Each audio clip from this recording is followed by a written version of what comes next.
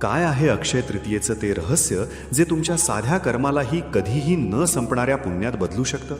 सोन्यापेक्षा मौल्यवान काय आहे हे आज आपण जाणून घेणार आहोत.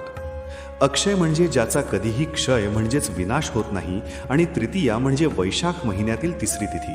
शास्त्रानुसार हा 3.5 मुहूर्तांपैकी असा पूर्ण मुहूर्त आहे जिथे वेळ पाहण्याचीही गरज नसते.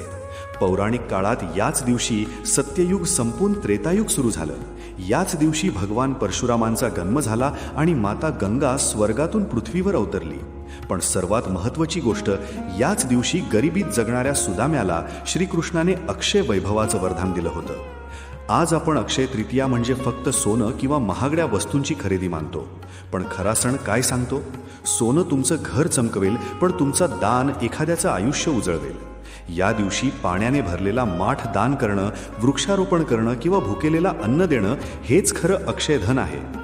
अक्षय तृतीयाचा खरा अर्थ हा केवळ घेण्यात नाही तर देण्यात आहे. हेच ते पुण्य आहे जे मृत्यूसोबतही